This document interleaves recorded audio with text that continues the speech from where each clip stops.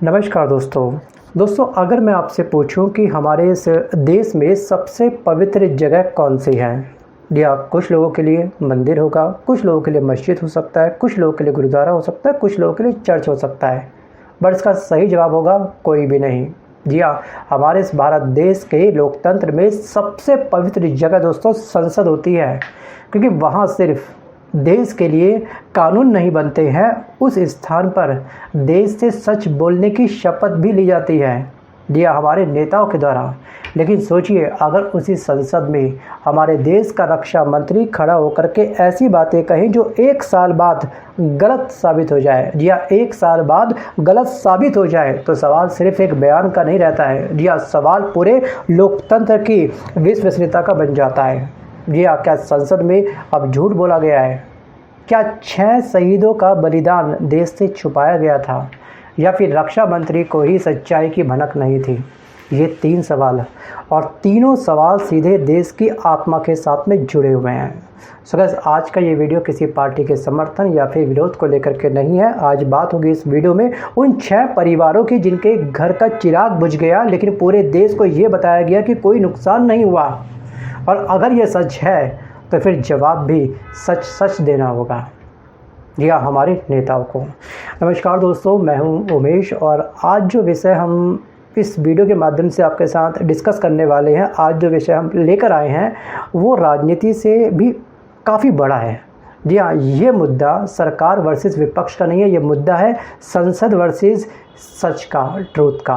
क्योंकि लोकतंत्र केवल चुनाव से नहीं चलता है, लोकतंत्र विश्वास से चलता है, और जब विश्वास टूटता है जनता का तो सिर्फ सरकार नहीं गिरती है, पूरा लोकतंत्र कमज़ोर हो जाता है। चलिए स्टार्ट करते हैं, जानते हैं इस बात को कि आखिरकार मामला क्या है। एक्चुअली पूरा विवाद दोस्तों शुरू होता है ऑपरेशन सिंदूर से।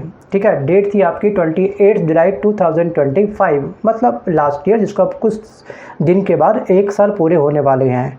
जब लोकसभा में विपक्ष लगातार सवाल पूछ रहा था, उस डेट को 28 जुलाई 2025 को सवाल विपक्ष का यही था कि ऑपरेशन सिंदूर में भारत का कितना नुकसान हुआ। तो हमारे डिफेंस मिनिस्टर ने, हमारे रक्षा मंत्री ने, हमारे राजनाथ सिंह ने बड़े फ़ख्र से एक स्टेटमेंट जारी करी थी, और उनके साथ में जो सपोर्ट पे जो बाकी के नेता हैं उन लोगों ने तालियां पीटी थी। देखिए इस वीडियो को ध्यान से आप एक बार। आपको प्रश्न पूछना है तो यह पूछिए कि इस ऑपरेशन में क्या हमारे जाबाज सैनिकों को कोई क्षति हुई है, तो उसका उत्तर है नहीं। अध्यक्ष महोदय, लक्ष्य जब बड़े हो, अध्यक्ष महोदय लक्ष्य जब बड़े हो तो अपेक्षाकृत छोटे मुद्दों पर हमारा ध्यान नहीं जाना चाहिए। से लोहा लेते हुए शहीद हो गए थे। इन नामों में सूबेदार मेजर पवन कुमार, राइफलमैन सुनील कुमार, लांस नायक दिनेश कुमार, एवी मोद मुरली नायक, हवलदार सुनील कुमार सिंह और सुरेंद्र कुमार का नाम शामिल है। देखा आपने कॉन्फिडेंस स्टेटमेंट के अंदर कितना भर भर के था।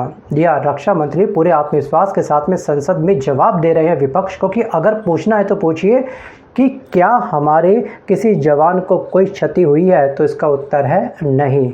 ये स्टेटमेंट है 1 साल पहले की, और इतना सुनते ही सत्ता पक्ष की बेंचों से मेजें थपथपाई जाती हैं, तालियां बजती हैं, मानो बहुत बड़ी उपलब्धि हासिल की हो। लेकिन करीब 1 साल बाद, जी हाँ बीते कल के दिन, सरकार स्वयं ये स्वीकार करती है कि ऑपरेशन सिंदूर में भारत ने 6 वीर जवान खोए, और यहीं से पूरा विवाद स्टार्ट हो गया। जी हाँ, वैसे ध्यान रखिएगा कि यहाँ पर 3 संभावनाएं अभी बन सकती हैं। जी हाँ, पहली संभावना ये है कि रक्षा मंत्री को जानकारी ही नहीं थी इस बात की। ठीक है, अगर ऐसा है तो ये राष्ट्रीय सुरक्षा व्यवस्था की एक बहुत बड़ा फेल्योर है, विफलता है। जी हाँ, देश का रक्षा मंत्री और उन्हें अपने ही ऑपरेशन में शहीद हुए जवानों की जानकारी ना हो, क्या ये संभव है? थिंक अबाउट इट, आपको क्या लगता है? अब दूसरी संभावना यहाँ पे ये बन सकती है कि जानकारी थी लेकिन संसद में अलग बयान दिया गया जिससे कि वर्तमान की छवि खराब ना हो। जी हाँ, अगर ऐसा हुआ है तो फिर सवाल और भी अधिक गंभीर हो जाता है, क्योंकि संसद कोई चुनावी रैली नहीं है जहाँ पे आके अपने कुछ भी बोला, बस जनता के सामने जुमले फेंक दिया, पूरे हो या फिर ना हो वो देख लेंगे चुनाव जीतने के बाद, चलो ठीक है जान दो। तो संसद में बोला गया हर शब्द सरकारी रिकॉर्ड का हिस्सा बनता है। और यहाँ पे तीसरी सिचुएशन भी संभावना ये भी हो सकती है कि ऑपरेशन से जुड़ी हुई जानकारी राष्ट्रीय सुरक्षा के कारण सार्वजनिक नहीं की गई हो। अगर ऐसा था तो सरकार ये भी कह सकती थी कि इस समय कुछ जानकारी सुरक्षा की वजह से हम आपके साथ साझा नहीं कर सकते हैं, लेकिन सीधे उन्होंने बोल दिया कुछ क्षति नहीं हुई। और बाद में 6 शहादत इन लोगों ने स्वीकार कर ली है। और इसी विरोधाभास पर पूरा विवाद अब खड़ा हो चुका है। यह पूरा विवाद इस समय संसद के अंदर खड़ा हो चुका है। संसद में बयान था उस समय कि 0 शहीद, बाद में आधिकारिक स्वीकार किया गया 6 शहीद। और अंतर दोस्तों देखिएगा पूरा 100%, यानी कि रिकॉर्ड में पहले 0 और बाद में 6 जवान को शहीद दिखा दिया। और यही सवाल लोगों को आज परेशान कर रहा है। सोचिए कि वो 6 जो सैनिक थे जो शहीद हुए हैं, जिनकी शहादत हुई है, उनके परिवार वालों के दिलों पर क्या बीती होगी। जी हाँ, उन्होंने अपने बच्चों को, ठीक है, पत्नी ने अपने पति को, माँ ने अपने बेटे को, पिता ने अपने बेटे को, बहन ने अपने भाई को खोया उस जंग में, और उनके बारे में समाज को पता भी नहीं है। और दोस्तों सोचिए उनके दिल पर, उनकी मनोदशा उस समय क्या रही होगी। 1 साल पहले जब 28 जुलाई 2025 को ये स्टेटमेंट गई थी, वो भी हमारे रक्षा मंत्री के द्वारा, वो भी संसद के अंदर। सोचिए उनके दिल पर क्या बीती होगी। दोस्तों सैनिकों की शहादत कोई आंकड़ा नहीं है, वो पूरे परिवार की दुनिया होती है। जी हाँ, आज सिर्फ प्लीज़ आप लोग विवाद याद मत रखिएगा। जी हाँ, विवाद पक्ष विपक्ष में क्या चल रहा है, प्लीज़ उन 6 नामों को भी आप लोग याद रखिएगा। जी हाँ, इन 6 नामों को भी आप याद रखिएगा, जिसमें नाम है, पहला नाम है सूबेदार मेजर पवन कुमार, सेकंड नाम है राइफलमैन सुनील कुमार, थर्ड नाम है दोस्तों लॉन्स नायक दिनेश कुमार, उसके बाद नाम है एविएशन टेक्नीशियंस मूड मुरली नायक, फिर है हवलदार सुनील कुमार सिंह, और छठे नाम है sergeant Surendra Kumar. So guys, इनके पीछे 6 परिवार था, 6 परिवार हैं। कहीं एक माँ है, कहीं एक पत्नी है, कहीं छोटे बच्चे हैं, कहीं एक बहन है, और कहीं एक बूढ़ा पिता है। सो गाइस, उनके लिए सिर्फ एक सरकारी फाइल नहीं है ये, बल्कि पूरी ज़िंदगी का दर्द है, जो दर्द कभी भर नहीं पाएगा या किसी भी मरहम से। सो गाइस, सरकारें बदलती रहती है, कुर्सी खाली होती रहती है, कुर्सी पर कोई ना कोई पक्का बैठ जाता है, कुर्सी फिर से भर जाती है, लेकिन शहीदों के घर का खाली कमरा कभी नहीं भर पाता है। और इसी बात को लेकर के अब विपक्ष सरकार पर लगातार सवाल उठा रही है कि इतना बड़ा सच्चाई आपने कैसे छुपा ली, आप इतनी बड़ी आखिरकार झूठ को आप कैसे हजम कर गए, ये कहना है विपक्ष का। और इसमें दोस्तों बात में काफ़ी हद तक लगाऊँ बहुत दम भी है। दोस्तों कल्पना करके देखिएगा ना कि अगर किसी बच्चे ने अपने पिता को तिरंगे में विदा किया हो और फिर टीवी पर सुन ले कि कोई सैनिक मरा ही नहीं, तो उस बच्चे के मन में क्या बीतेगी उस समय। अगर किसी माँ ने बेटे की अर्थी देखी हो और देश सुन रहा हो कि कोई नुकसान नहीं हुआ, तो उस माँ का दर्द आखिरकार कौन समझेगा। सो बस देशभक्ति सिर्फ मंच से आकर के भारत माता की जय बोलना नहीं होता है। देशभक्ति उन लोगों का सम्मान करना भी होती है जिनकी वजह से आज हम सुरक्षित हैं। कभी देखा आपने किसी नेता के बच्चे को किसी फ़ौज के अंदर शहीद होते हुए, किसी जंग में शहीद होते हुए? नहीं। हमारे नेताओं का तो अपने देश की एजुकेशन सिस्टम पर तक भरोसा नहीं है कि उनके बच्चे यहाँ पर देश के अंदर रह करके पढ़ सकें। सब मैक्सिमम नेताओं के बच्चे विदेश में पढ़ते हैं, सोचिए एक बार। और बाकी सारी कंट्री के अंदर सिंपल सा रूल है कि किसी भी नेता का बच्चा विदेश में पढ़ने नहीं जाएगा।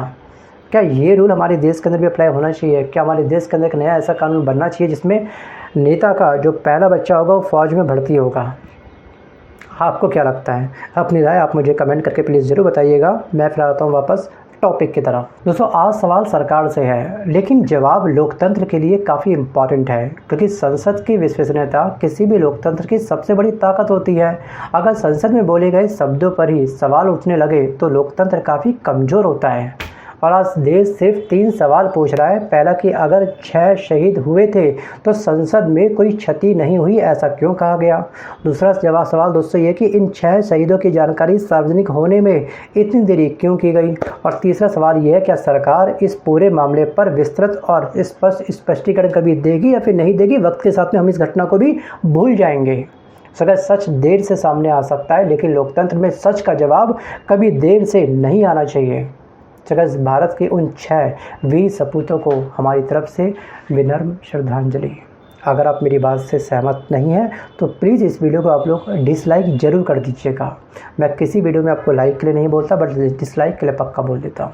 जी हाँ, कुछ लोग होते हैं, एक ट्रोल आर्मी होती है जो नेगेटिव कमेंट करती है, ठीक है। मैं किसी सरकार के खिलाफ़ नहीं, मैं उसके सरकार के जो कर्म है मैं उसके खिलाफ़ हूँ। वो कर्म ठीक कर ले। आज मैं सरकार की माला जाप करना लाइव आकर के स्टार्ट कर दूँगा। और बोलिए सो गाइस चलिए आज के इस वीडियो में बस कर इतना ही। बाकी इस पर आपकी क्या राय है? क्या सच में नेताओं के बच्चों को, किसी एक बच्चे को सेना में भर्ती होना चाहिए? क्या सच में जो बच्चे इनके बाहर पढ़ते हैं उस रूल्स को समाप्त कर देना चाहिए कि नहीं, अपने देश के अंदर अपने बच्चे को पढ़वाओ, जब बच्चे का पेपर लीक होगा तब आपके बच्चे का दर्द आपको समझ में आएगा, ठीक है? वरना भैया बच्चे इस समय CJP का प्रोटेस्ट दे रहे हैं, किस तरह से बेचारे सड़कों पर बैठे हुए इतनी सड़ी गर्मी के अंदर किस तरह से सर्वाइव कर रहे हैं, वो दर्द आपको शायद नहीं दिखाई देगा जब तक आपका बच्चा सड़कों पर नहीं बैठेगा तब तक।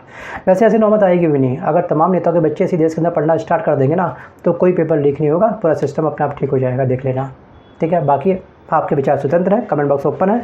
मिलता हूं जब तक नए वीडियो के साथ, तब तक के लिए धन्यवाद।